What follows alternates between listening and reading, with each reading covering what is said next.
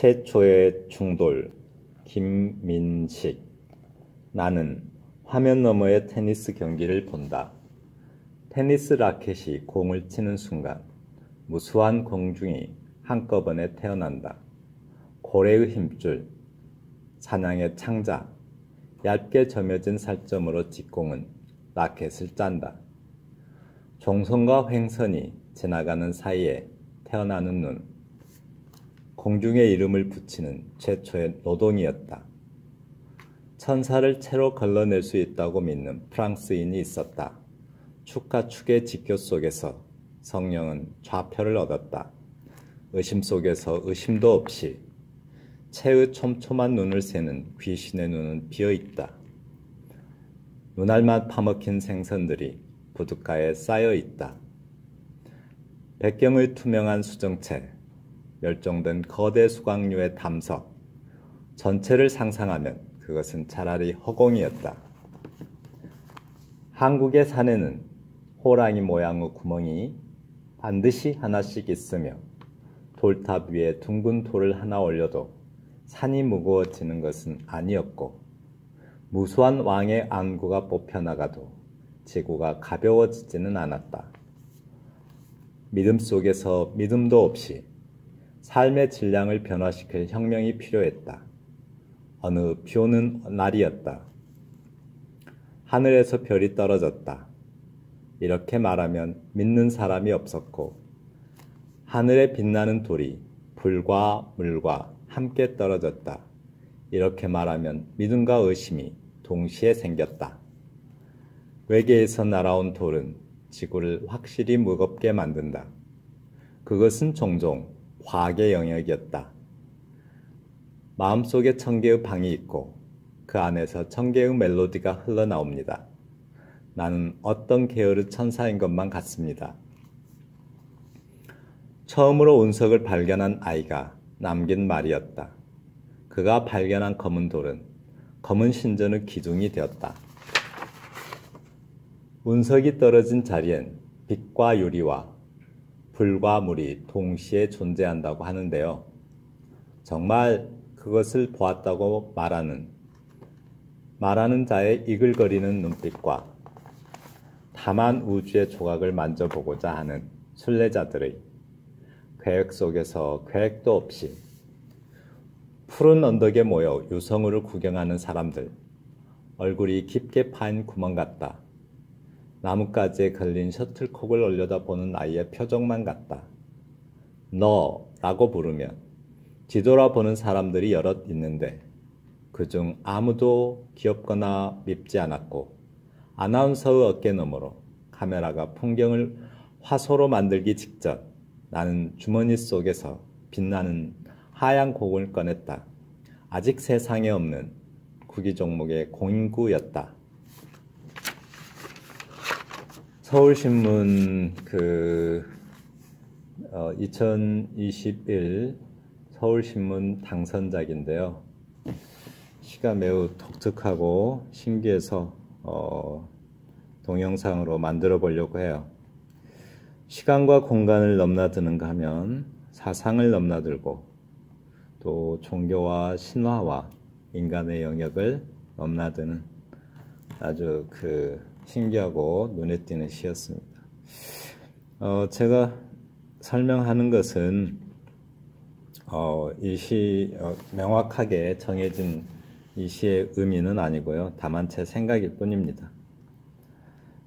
그럼 설명해 보겠습니다.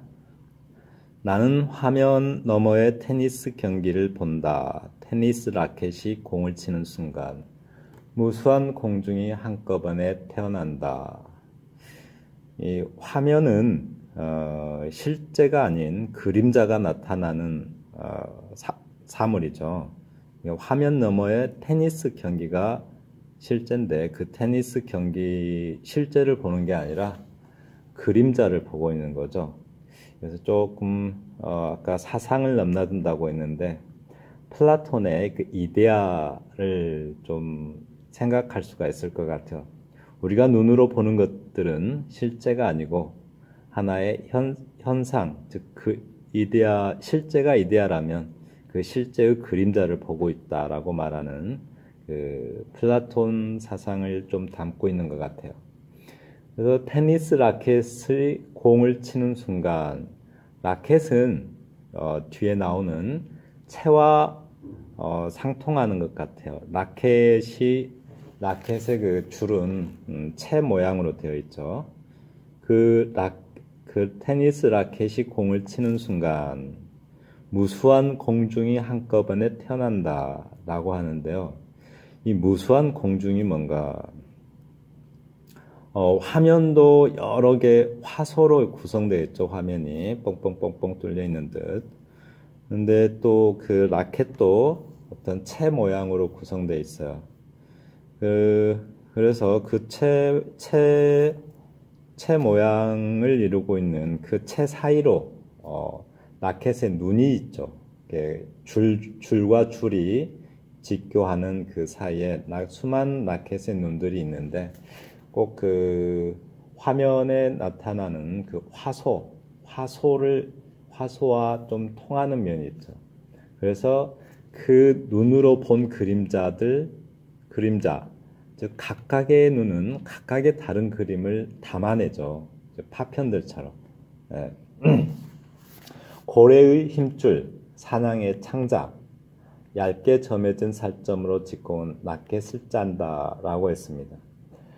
고래 힘줄이라는 말이 있는데요. 실제로 그 라켓은 고래 힘줄로 옛날에 만들었었는데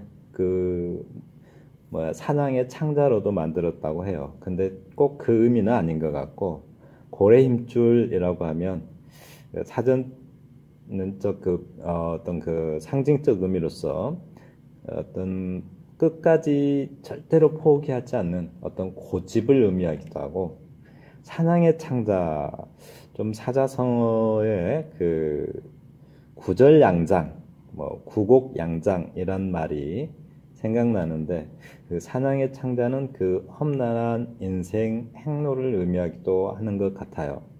구절양장이라는 것은 양의 창자처럼 길이 꼬불꼬불 그런 험난한 산길을 의미합니다. 예, 그것을 나타내는 것 같기도 합니다. 얇게 점여진 살점으로 짚고온 라켓을 짠다. 네, 우리의 눈으로 보이는 것들이 그 라켓을 통해서 보는 파편들을 보고 있다는 의미이기도 하는 것 같아요. 종선과 횡선이 지나간 사이에 태어나는 눈. 종선과 횡선이 테니스 라켓의 그 줄이 이렇게 좀 엮어져 있는 모습을 나타내는데요. 그 삶의 행로가 어떤 사람은 종선으로 가고 또 어떤 사람은 횡로로 가고, 거기에 갈등도 있고 다툼도 있고 각기 다른 목적으로 살아가는 어떤 그런 삶의 행로들을 나타내는 것 같아요. 그래서 거기에서 우리가 그 바라보는 눈이 생기고 관점이 생기죠. 예. 공중에 이름을 붙이는 최초의 노동이었다라고 했는데요. 공중에는 아무것도 없죠. 공중으로 손을 뻗어서 잡으면 손에 잡히는 것이 없어요. 그런 잡히지 않는 것을 포착하고 포섭하려는 어떤 행위 또는 몸부림을 가리키는 것 같은데요. 거기에 이름을 붙인다. 공중에는 아무것도 없는데 이름을 붙인다. 즉 실제하지 않는 어떤 허상을 우리가 판단하고 괴념화하려는 행위 같아요. 예, 그걸 나타내는 것으로 보입니다. 천사를 채로 걸러낼 수 있다고 믿는 프랑스인이 있었다. 축과 축의 직교 속에서 성령은 좌표를 얻었다라고 하는데요. 이거는 어떤 그러니까 천사를 채로 걸러낼 수 있다고 믿는 프랑스인이 있었다. 이거 아무래도 그 중세 기독교의 믿음 같아요, 이게. 그래서 축과 추구 직교 속에서 그렇죠. 삶이 가로로 뻗어 있고 세로로 뻗어 있는 그런 뭐 혼돈이라도 할 수도 있겠지만 우리 삶의 모습 속에서 그러니까 실제를 제대로 파악하지 못하고 얽혀 있는 그런 혼돈 속에서 성령은 좌표를 얻었다. 즉 설 자리를 얻은 거죠. 그래서 믿음, 즉 믿으라라고 말할 수 있는 그런 종교적 좌표가 생겼다는 것 같아요. 그러니까 의심 속에서 의심도 없이라고 하는데요. 자, 의심. 저는 이 의심이라는 말에서 데카르트가 생각났는데요. 데카르트, 의심의 철학자 데카르트. 그러니까 우리가 의심을 끝까지, 그러니까 데카르트는 어떤 진짜로 존재하는 것이 무엇인가, 어떤 진리가 무엇인가를 이렇게 파악하기 위해서 최대한대로 의심을 해보는 겁니다. 더 이상 의심할 수 없는 지경까지 의심을 해본다. 뭐 해서 그래서 생각해낸 것이 뭐냐면 불어로 뭐 코기토 에르고 숨, 독일어로 이히 덴케 아소빈리히, 영어로 I think therefore I am, 한국어로 나는 생각한다, 고로 존재한다. 생각하는 나는, 즉 모든 눈에 보이는 것들이 진짜인지 가짜인지 알 수가 없는데, 내가 존재하는 것도 사실인지 아닌지 진실인지 아닌지 알 수가 없는데 딱 하나만은 진실이라는 거죠. 내가 의심하고 있다는 사실. 내가 정말 존재할까? 저 사과가 정말 빨갛고 동그랗고 만질만질할까? 라고 의심하는 것. 그게 진짜 사과의 모습일까라고 의심하는 나가 있다는 사실은 더 이상 의심할 수 없다라는 결론을 내리게 되죠. 예. 그래서 의심 속에서 의심도 없이라고 했는데, 의심 속에서 우리는 알 수 없는 것들은 흔히 믿어버리죠. 알 수 없는 것들을 상정할 때는 믿음이라는 것이 있죠. 그냥 믿어요. 알면 믿을 필요가 없죠. 모르니까 믿는 거죠. 그러할 것이다 라고 상정하고 그리고 믿는 것입니다.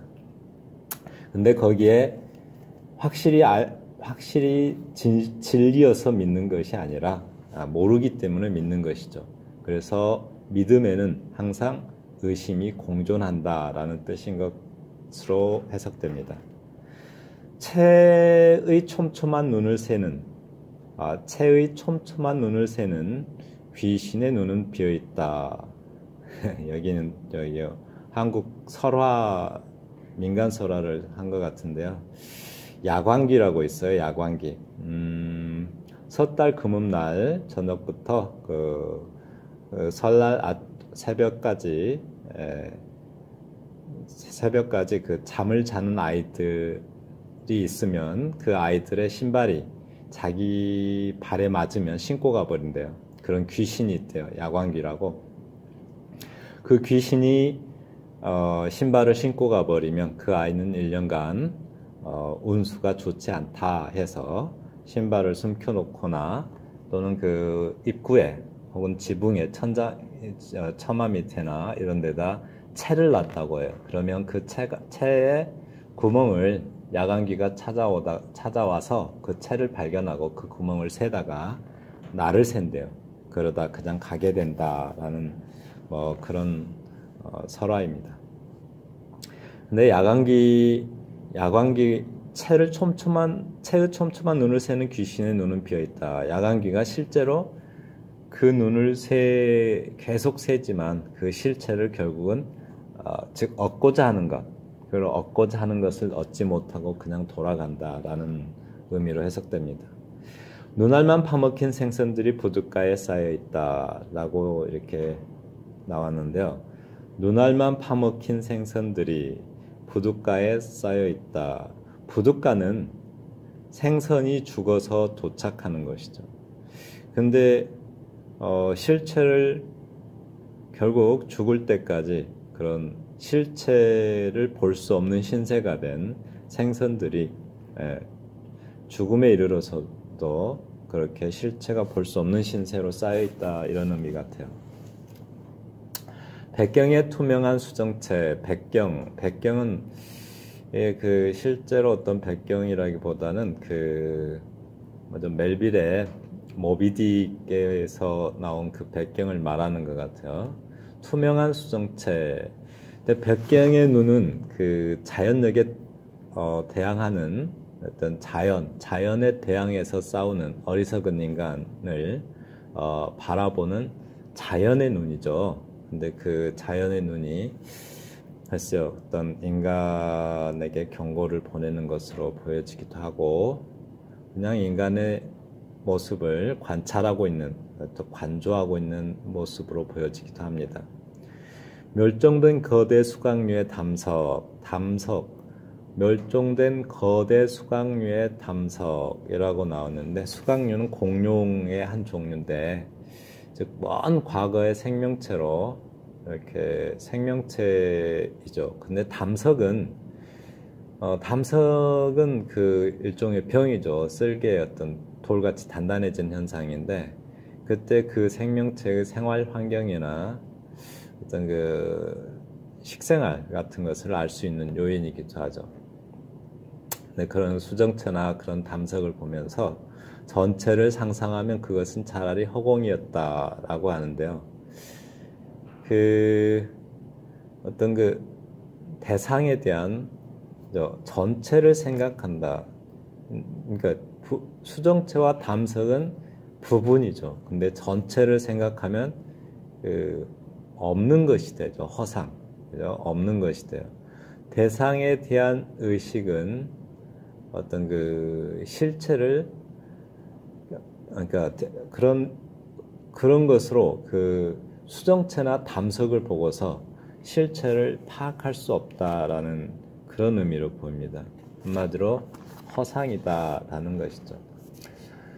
한국의 산에는 호랑이 모양 구멍이 반드시 하나씩 있으며, 참 재밌는 표현이네요. 그런 것이 산에 호랑이 모양 구멍이 있으면 옛날 그 한국 사람들은 거기에서 소원을 빌거나 치성을 드리거나, 한마디로 그 당집 역할을 하죠.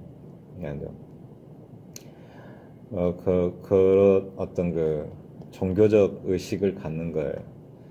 그냥 믿고 실제로 소원을 빈다고 해서 이루어질지 어떨지는 모르지만, 아무튼 실체 파악보다는 그냥 믿음의 영역에 기대를 하는 거죠.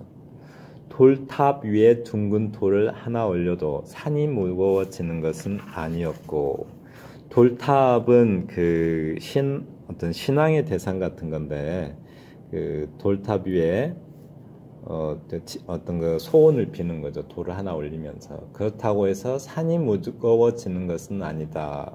이 말은 변화가 없다, 이러는 것 같아요. 무수한 왕의 안구가 뽑혀 나가도 지구가 가벼워지지는 않았다. 왕은 절대 권력이죠. 그 절대 권력은 어떤 그 절대 권력이 그 백성을 바라보는 어떤 시선 같은 것으로 볼 수도 있을 것 같아요. 민초들의 삶의 무게가 어떤 그 가벼워지지 않았다라는 의미로 해석됩니다. 그러니까 왕의 절대 권력이 없어져도 민초들의 삶은 더욱 편안해지지 않았다로 해석도 가능한 것 같아요. 믿음 속에서 믿음도 없이라고 나왔습니다. 믿음 속에서 믿음도 없이.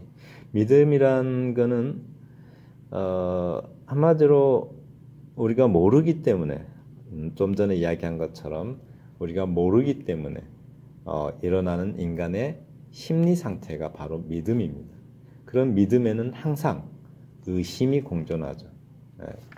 의심이 없다는 것은 이미 제대로 알고 있다는 건데, 사태를 정확히 파악하고 있다는 것이 되는데, 정확히 알고 있으면 믿을 필요가 없죠. 그냥 아는 거죠. 삶의 질량을 변화시킬 혁명이 필요했다. 삶의 질량. 저기 위에 그 돌탑 위에 둥근 돌을 하나 올려도 산이 무거워지는 것이 아니었고, 무수한 왕의 항구가 뽑혀 나가도 지구가 가벼워지지는 않았다 하고 연결되는데요. 저 삶의 질량이, 그래서 변화가 없으니까 삶의 질량을 변화시킬 혁명이 필요했다라고 하죠.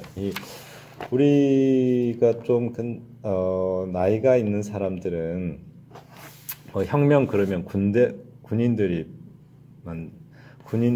그 반란을 일으키는 게 마치 혁명처럼 느껴지기도 할 것 같아요. 왜냐하면 5.16을 군사 반란을 어떤 혁명이라고 옛날에 이름하곤 했으니까요. 그러나 혁명은 민중들이 일어나서 큰 변화를 이루어내는 것이 혁명이죠.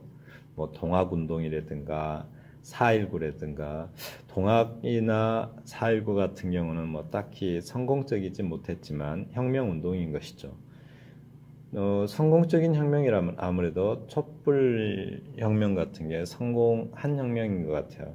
그리고 프랑스 혁명 같은 경우는 그래서 민중의 행동, 그죠? 민중의 행동이 혁명인 것이죠. 그리고 말해요. 이렇게 어느 비 오는 날이었다.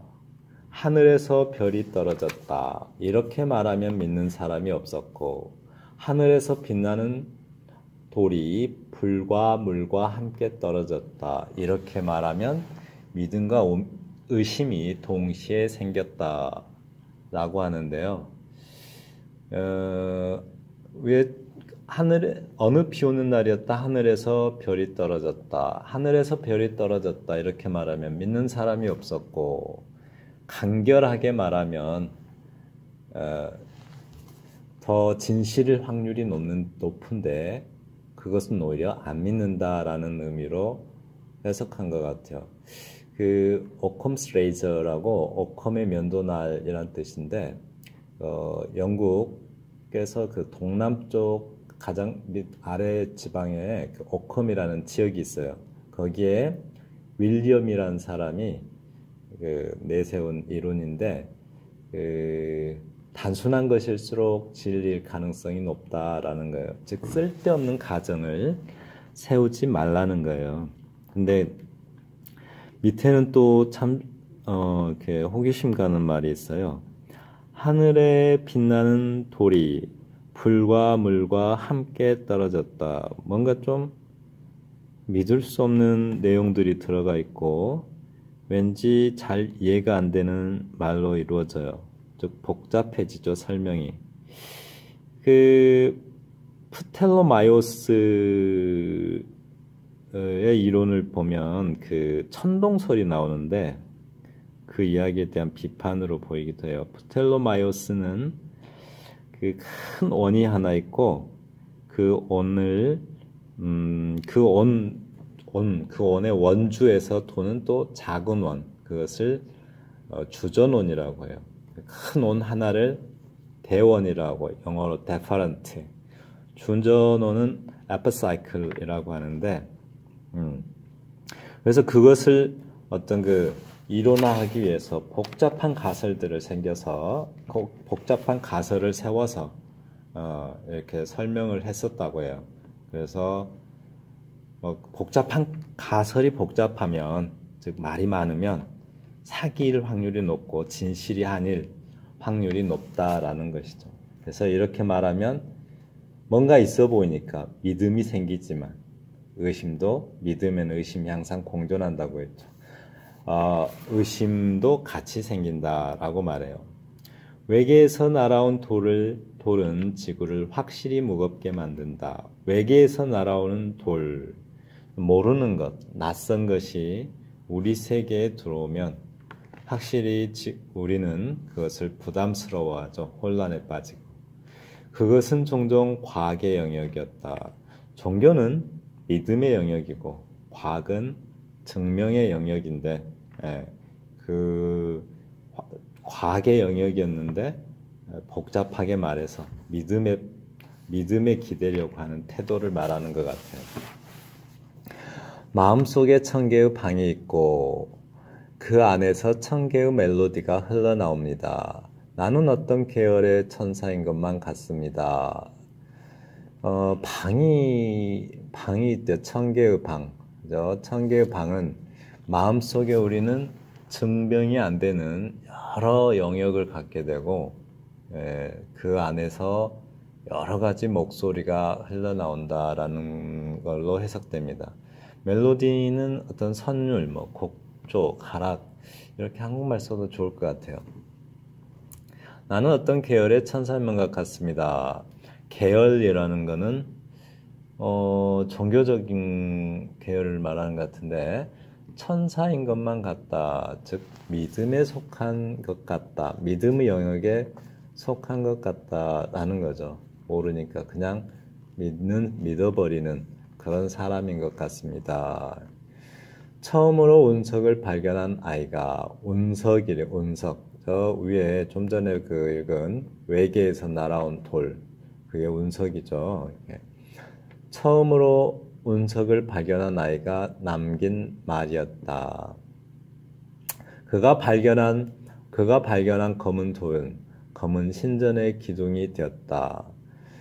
검은 돌은 운석인데 운석은 인간이 다 이해하지 못한 낯선 사물이죠. 그 낯선 사물은 검은 신전의 기둥이 되었다. 검은이란 말이 들어있네요. 정확히 파악할 수 없어서 믿음의 영역의 일부가 되었다라는 의미로 해석되어집니다. 과학의 영역이 종교의 영역으로, 다시 말해서 증명의 영역이 믿음의 영역으로 전도된다라는 의미 같아요. 그리고 운석이 떨어진 자리엔 빛과 유리와 불과 물이 동시에 존재한다고 하는데요. 그러니까 낯선 대상이 우리 앞에 나타나면 불필요한 가설을 많이 세우게 돼요. 근데 그 불과 물, 빛, 유리, 무슨 자연 철학자들의 어떤 주장의 대상인 것 같죠. 정말 그것을 보았다고 말하는 자의 이글거리는 눈빛, 정말 보았다고 말하는 자의 이글거리는 눈빛, 이제 어떤 종교적 신화적 믿음을 강요하는 그런 억지를 뜻할 수도 있을 것 같아요. 다만 우주의 조각을 만져보고자 하는 순례자들의 우주의 조각, 낯선 곳에서 온, 즉 우리가 이해할 수 없는 대상, 그것을 종교적으로 보려는 의지 같은데, 그러니까 신의 계시로 본다든가 하는 사람들, 즉 순례자들은 그 실체를 파악하지 않고 믿으려고 하는 자들이죠. 계획 속에서 계획도 없이 어떤 그 계획 속에서 계획도 없이, 이거 무슨 그 애연 같기도 하고, 계획 속에서 계획도 없이 그 예정설이라는 게 있죠. 그 예정설, 칼뱅 종교에서 말하는 그 예정설, 구원의 예정설 같은데, 구원과 멸망은 신에 의해서 예정되어 있다. 인간의 노력으로 어떻게 할 수 없다라는 주장이죠. 예정설은. 그래서 계획 속에서 계획도 없다. 계획은 있긴 있는데 그 계획의 실체를 모르겠다라는 뜻인 것 같아요. 그렇죠. 그 푸른 언덕에 모여서